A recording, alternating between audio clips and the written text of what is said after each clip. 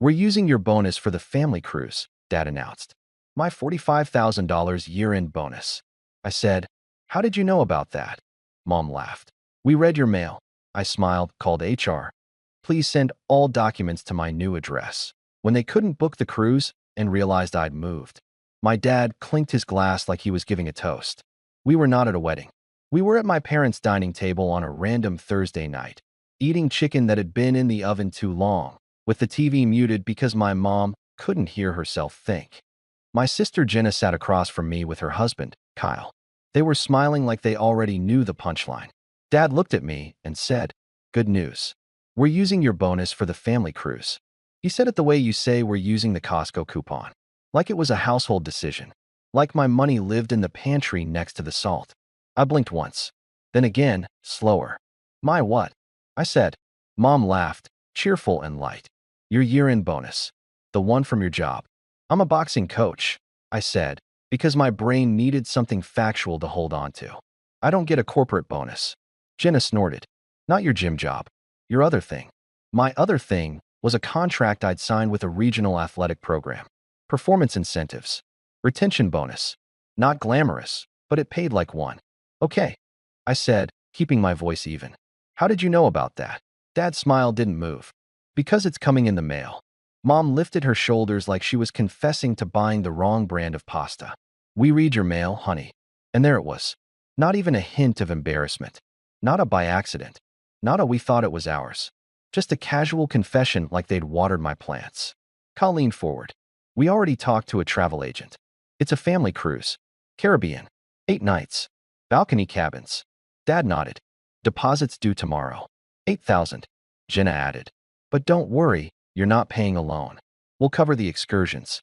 And Mom's doing travel insurance." I stared at my plate. My hands were flat on my thighs under the table. I could feel my pulse in my fingertips. The thing that bothered me wasn't the cruise. It was the certainty. Like my life was a vending machine and they'd already put the coins in. I looked up and smiled. Not a big smile. Just enough to make the moment awkward. "Cool," I said. "Then you won't need me to do anything. Because you already planned it." Dad's eyebrows lifted. "Simon." I held up one finger. "Just 1 second." I stood up, walked to the hallway, and called the HR number I'd saved months ago and never used. When the rep answered, I said, calm as if I was rescheduling a dentist appointment, "Hi, this is Simon Carter. I need all payroll and benefit documents sent to my new address, effective immediately. And I need to update direct deposit." Behind me, I heard Jenna's chair scrape. Mom's voice floated down the hallway, still laughing, like I was doing something silly. "Oh my God, he's being dramatic." I gave the HR rep my new address, because I already had one. And that's when I decided to stop being their safety net. "My name is Simon. I'm 38. I coach boxing for a living.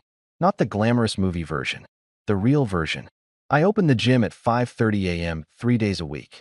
I wrap hands. I watch footwork. I yell chin down so many times it becomes a personality trait. I also run private sessions for people who want to feel strong again after life has punched them in the mouth. I'm not rich. I'm also not irresponsible. I'm the spreadsheet guy in my world. I don't gamble. I don't treat myself in ways I can't afford. I track my expenses. I pay my taxes. I have an emergency fund that makes my friends call me boring. The only reason anyone in my family thinks I'm wealthy is because I'm the one who doesn't panic. When the fridge dies, I replace it. When a tire blows, I handle it. When someone just needs help for 2 months, I'm the one who says, "Okay, show me the numbers." That started young. My parents weren't monsters. They weren't screaming, breaking things, or throwing me out. They were just comfortable letting me be the responsible one. My dad, Frank, is 64. He worked for years as a warehouse supervisor. He's the kind of guy who knows the price of everything from 1998 and is offended that the world changed. My mom, Linda, is 61. She's warm in public and strategic in private. She can turn a sentence into a favor without raising her voice. My sister Jenna is 34. She's always been the one who needed more. More attention, more flexibility, more forgiveness. In their version of the story, Jenna is the free spirit and I'm the steady one. In mine, Jenna learned early that "I'm overwhelmed" is a magic spell that makes other people pay. I moved out at 19. I lived in terrible apartments. I ate pasta like it was a food group. I trained, coached, and took any work I could. Front desk at a gym, youth program, security at events. When I was 26, I got hired by a regional athletic organization to help build a boxing program for teens. I wasn't an executive, but I had a contract. It came with incentives if we hit participation targets and retention targets. That contract is where the $45,000 bonus came from. It wasn't a surprise bonus. It was written into the agreement. The only reason my parents knew about it was because, for a long time, I kept my mailing address as theirs. I told myself it was practical. Their house was stable. My apartments changed. Mail got lost. It was easier to have official documents sent there. And my mom, for years, framed it like she was doing me a favor. "I'll keep it safe," she'd say. "I'll put it on the counter." I never pictured her opening it. Because who does that? I should have known better. There were signs. Little ones. The kind you ignore because naming them out loud would change how you see your family. Like my mom casually mentioning details she shouldn't know. "How's that new insurance plan?" she asked once. I paused. "I didn't tell you I changed plans." She smiled. "Oh, you mentioned it." I didn't. Or my dad asking, "So you're making more now, right?" After I'd negotiated a higher hourly rate for private training. "How would you know that?" I asked. He shrugged. "You're doing well. We can tell." They couldn't tell.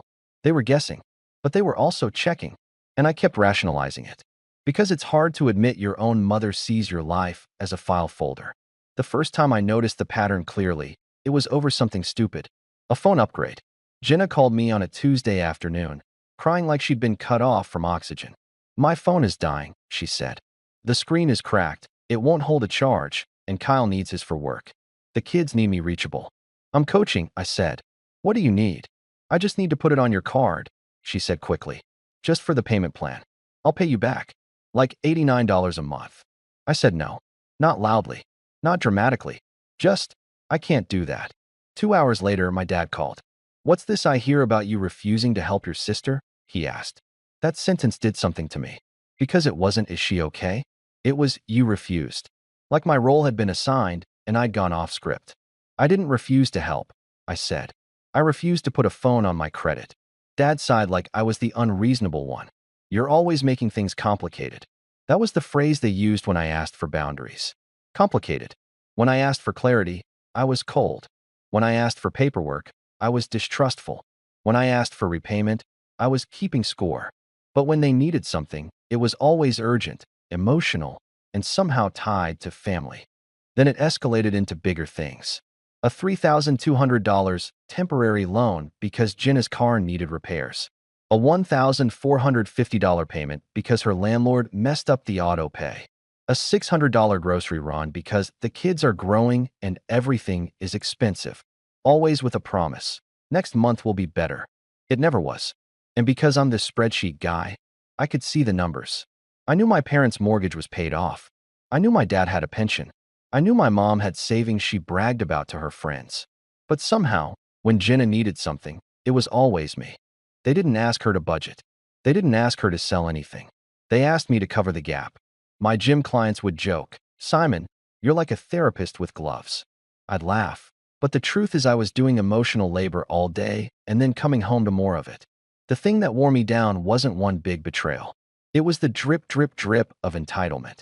Like the time my mom hosted a family dinner and introduced me to her friends as our son who helps us with everything. Not our son who coaches young fighters. Not our son who built a program. Just helps. Like I was a tool. Or the time Jenna posted on Facebook about not having support with a photo of her kids and a caption about some people only care about themselves. People commented hearts and "You're so strong." I was this some people.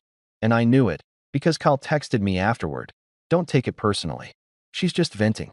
Here's what nobody tells you about being the reliable one. Your reliability becomes a resource that people feel entitled to. And once they get used to that, your no sounds like betrayal. I started sleeping badly. 3:12 a.m. became a regular time for me. I'd wake up and my brain would run numbers like a treadmill. If Jenna can't pay rent, will my parents ask me? If my dad's truck breaks, will it be just this once?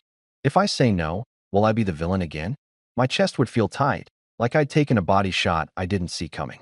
I started drinking less coffee, not because I was healthier, but because caffeine plus anxiety is basically a panic smoothie. Then the mail thing got worse. A credit card offer showed up addressed to me. My mom casually said, "I threw that out." I stared at her. "You opened it?" "I didn't open it," she said quickly. It looked like junk." But she knew it was a credit card offer. And she knew because she'd opened it. Then my dad mentioned my contract bonus. Not directly, just a comment. "Good year for you," he said one day, like he was discussing the weather. "That program of yours must be paying off." I froze. "What do you mean?" He waved his hand. "You know, the incentive, the end-of-year thing." He said it wrong, like he'd read it, not heard it from me. That night, I went home and pulled up my USPS Informed Delivery. If you've never used it, it's basically the post office emailing you photos of your mail before it arrives. It's supposed to be convenient. For me, it became evidence. I scrolled back. There were pieces missing, things I never saw. A letter from my bank, a letter from my benefits provider, a letter from the athletic organization. They weren't lost. They were intercepted. I sat on my couch and stared at my phone for a full minute. The thing that bothered me wasn't that they were curious. It was that they felt entitled to know. And worse, entitled to use what they knew. By the time that Thursday dinner happened, the cruise announcement wasn't even shocking anymore. It was the logical next step of a pattern I'd been ignoring. I didn't explode at that dinner. I didn't throw my plate. I didn't yell, "You can't read my mail," even though I wanted to. Because yelling would turn me into the story they already tell about me. The dramatic one. The sensitive one. The selfish one. So I did what I always do. I got precise. The morning after that dinner, at 6:08 a.m., I sat in my car outside the gym with a protein bar I wasn't hungry for and made a list. Change mailing address. Lock down payroll access. Separate finances completely. Document everything. Move. I'd already been saving. Quietly. Not because I was planning to run away, but because I never trusted family support to be real. I found a one-bedroom apartment 15 minutes from my gym. Clean, simple, nothing fancy. $1,675 a month. I paid the deposit on December 3rd, $1,675. I signed the lease on December 5th. Then I set up a P.O. box for official mail. $178 for 6 months. I called my bank and put a note on my account. No one but me. No family verification. No, mom called and said. I changed every password. Email, banking, payroll portal, the app that tracks my coaching schedule. Even my streaming services. If it had a password, it got changed. I froze my credit.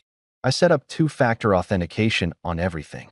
Then I contacted HR at the athletic organization and updated my direct deposit to a new account at a different bank. Not because I thought my parents could drain my account. Because I didn't want any paperwork showing up at their house ever again. I also emailed myself a timeline. Dates. Amounts. Who said what? I took screenshots of Jenna's Facebook posts. The ones about no support. I saved Kyle's texts telling me not to take it personally. I downloaded my bank statements for the last 24 months and highlighted transfers with notes like Jenna rent and mom asked. Not for revenge. For clarity. Because if you don't document reality, someone else will rewrite it for you. I also did one more thing that felt small but mattered. I went to the post office and filed an official change of address. Not a casual forward my mail request. A full change that triggers confirmation letters. The kind that makes it very obvious when someone is no longer your mailbox. And I planned the confrontation. Not a screaming match. A calm moment where the facts would do the talking.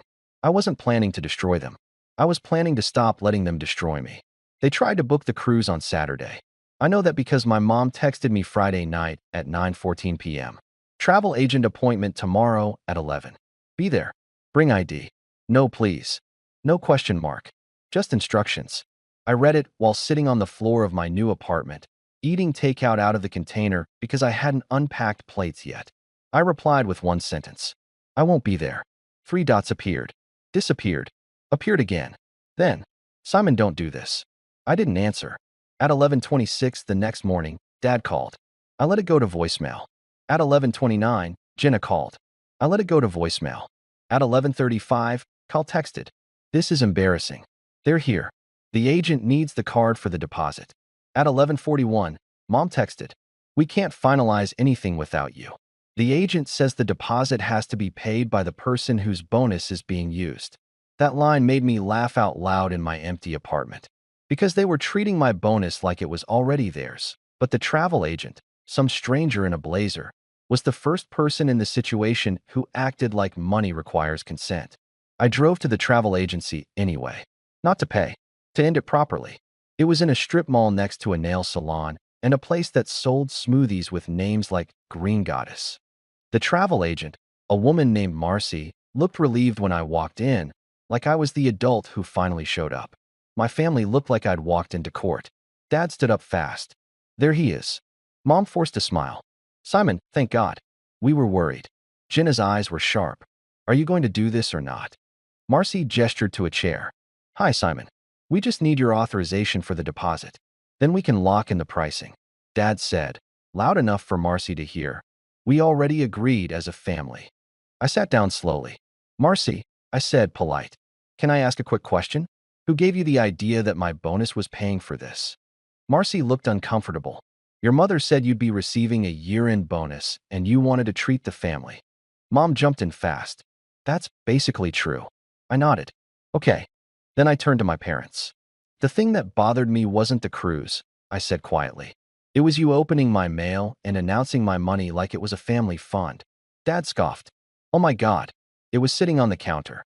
Mom leaned forward, voice soft, like she was calming a child. We didn't mean anything by it. We just thought you'd be happy to do something for everyone. Jenna crossed her arms. You always help. What's the difference? There it was again. Always. The word that turns you into a resource. I pulled out my phone and opened an email. Marcy, I said, I'm not authorizing any deposit. Please remove my name from anything related to this booking. Marcy nodded immediately, like she'd been waiting for permission to be professional. Okay. Dad's face reddened. Simon. I held up my hand again. One finger. Calm. I want to be very clear, I said. There is no bonus money available for you to spend. Kyle frowned. What do you mean? It's coming. I looked at him. It was scheduled to, yes. Dad leaned toward me. You can't just. I can, I said. Because it's mine. Mom's voice went sharp. So you're punishing us now? I shook my head. Not punishment. Boundaries. I turned my phone so they could see the email confirmation from HR. Yesterday, I said, I updated my payroll address and direct deposit. All documents go to my new address. Not your house. Mom blinked fast. Your new address? Dad's mouth opened and closed like he was buffering. Jenna's voice rose. You moved? I didn't raise mine.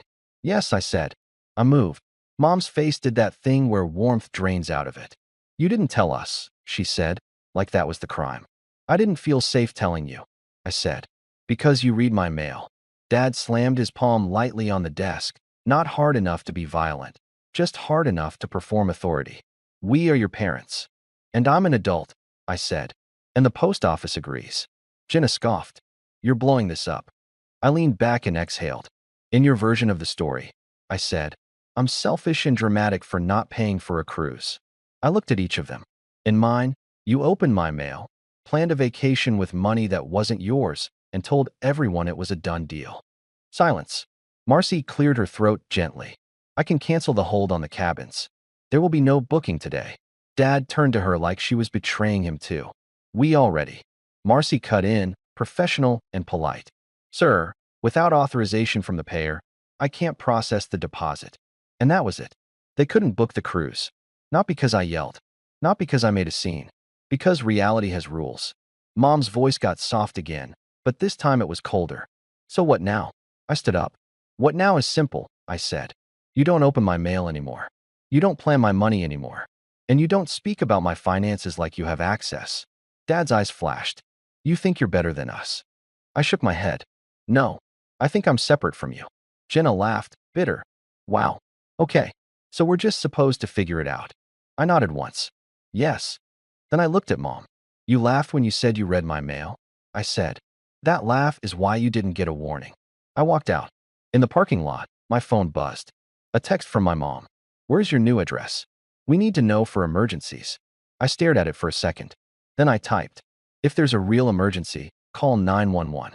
Otherwise, you don't need it. Not revenge. Just boundaries. The first wave was anger. Dad left me 3 voicemails in one day. The first was loud. The second was guilt. The third was a performance of heartbreak. Mom sent paragraphs about how families share and you've changed and we were proud of you. Jenna posted on Facebook again. This time it was vague enough to be plausible, but obvious enough to sting. Some people will always choose money over family. Protect your peace. Kyle's mom commented a heart. I didn't respond. The second wave was concerned trolling. My aunt called and said, "Your mother says you're not doing well. Are you okay?" I was sitting on my new couch, eating cereal for dinner because I hadn't grocery shopped yet. "I'm fine," I said. She lowered her voice. She said, "You're spiraling." I almost laughed. Here's what manipulative people do when they can't control your choices. They try to control the story about your mental state. I kept everything boring. "I moved," I said. "I updated my address. I'm not paying for a cruise." That's it. My aunt was quiet. "They read your mail?" "Yes," I said. Another pause. Then, softer. "That's not okay." The third wave was bargaining. Mom offered to apologize if that's what you need. Dad offered to forget the cruise if I would just come back to Sunday dinners. Jenna offered to pay me back eventually if I would at least cover the deposit for now so the family doesn't look stupid. That line told me everything. They weren't upset about boundaries. They were upset about optics. They didn't want accountability. They wanted me back in position. And my preparation held. Because there were no open doors for them to sneak through anymore. My payroll documents went to my P.O. box. My bonus went to my new account. My credit was frozen. My address wasn't floating around on envelopes in their kitchen. They even tried the travel agent again. Marcy emailed me 2 days later. "Your family asked if they could proceed without you and pay later when your bonus arrives. I informed them they cannot, and that you are not associated with this booking." I replied with one sentence. "Thank you. Please do not share any of my personal details with them." She responded, "Understood." That was the difference between a professional and my own family. A stranger respected my boundaries the first time I set them. My family treated them like an insult. It's been 9 months. The quiet is the best part. My new apartment is small, but it's mine. I have a cheap plant I keep alive out of spite. I put my keys in the same bowl every night. Nobody has an emergency copy. My gym is doing better than it was, mostly because I'm not showing up exhausted from emotional chaos. I used part of my bonus to renovate the training space. New bags, better flooring, a small office where I can actually sit down and do paperwork without hearing my own thoughts echo. I also did something I didn't expect.